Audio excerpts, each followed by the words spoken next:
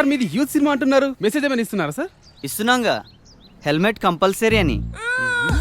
Okay sir, మీ next movie అంటే చెప్తారా? అడిగితే తంత. అదే టైటిల్. చెప్పకపోతే చెప్పు తెగుద్ది. క్యాప్షనా సార్? ఓని అసలు సార్ మీ సినిమాలో ఏమైనా హీరో ఛాన్స్ ఉంటే. హీరో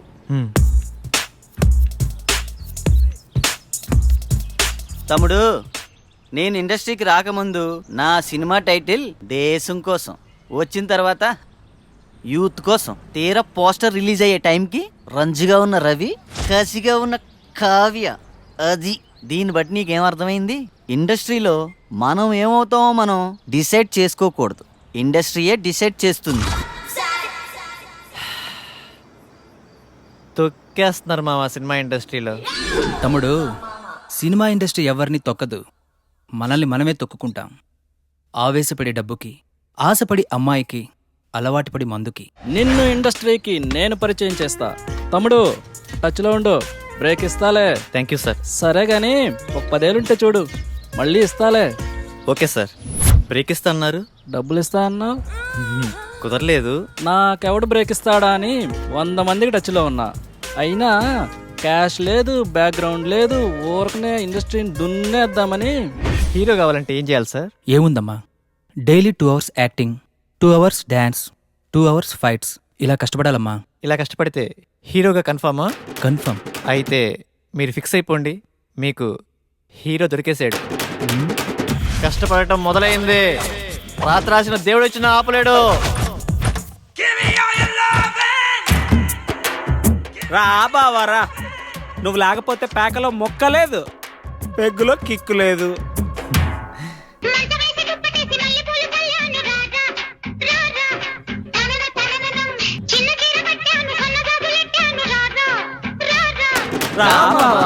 ఈరోజు శనివారం, రేపు ఆదివారం, సోమవారం ఉదయం నుండి కష్టపడటం మొదలు పెడితే కష్టం సిగ్గుపడాలబ్బా.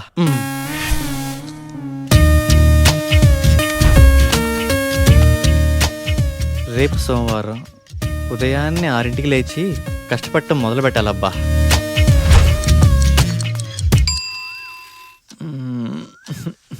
కాజల్ ఏంటది, వదులు.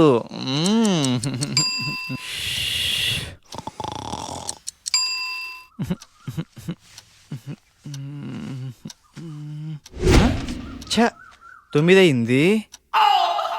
సోమవారం అంతా వేస్ట్ అయిపోయింది. మంగళవారం మంచి రోజు కాదు, బుధవారం బయటికి వెళ్ళాలి. గురువారం ఉదయాన్నే సాయిబాబా గుడికి వెళ్ళి కష్టపడటం మొదలు పెడితే కష్టం కుళ్ళుకొని తల దించుకోవాలబ్బా.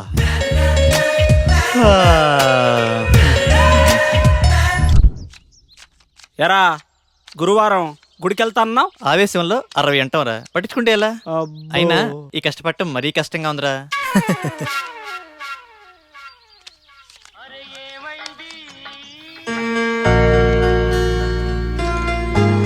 అరే నాన్నరా, మాట్లాడు.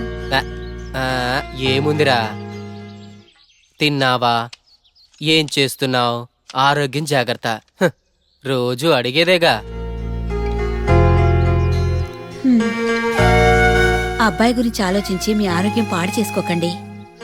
వాడితో మాట్లాడి వారం రోజులైంది, ఎలా ఉన్నాడో ఏమో. మన అబ్బాయికి ఉద్యోగం వస్తే మన కష్టాలన్నీ తీరుతాయి. రోజు రోజుకి ఆ ఒట్టిల సుబ్బారావు ఒత్తిడి ఎక్కువైపోతుంది. ఉద్యోగం రాకపోతే వాడైనా ఏం చేస్తాడులేవే. సోనియా, రే నేను డ్రాప్ రా. థ్యాంక్స్ అండి కాల్ చేసినందుకు. వెల్కమ్. ఏం చేస్తున్నారు, తిన్నారా? ఆరోగ్యం జాగ్రత్త. మీతో ఇలాగే రోజంతా మాట్లాడాలనిపిస్తుంది. అబచ్చా, ఇంకేమనిపిస్తుంది? మిమ్మల్ని ఒకసారి కలవాలనిపిస్తుంది. కలుద్దాం.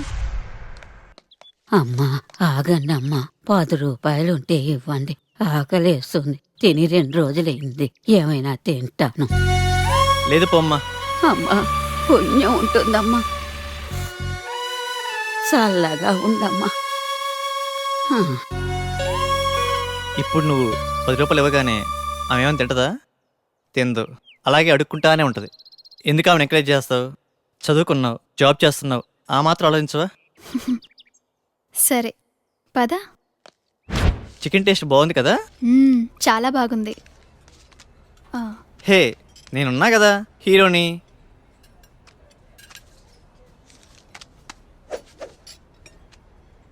ఏళ్ళ అవ్వకి 10 రూపాయలు ఇవ్వటానికి అంతలా ఆలోచించావే, మరి 20 ఏళ్ళ అమ్మాయి కోసం ఇన్ని డబ్బులు ఖర్చు పెడుతున్నావు?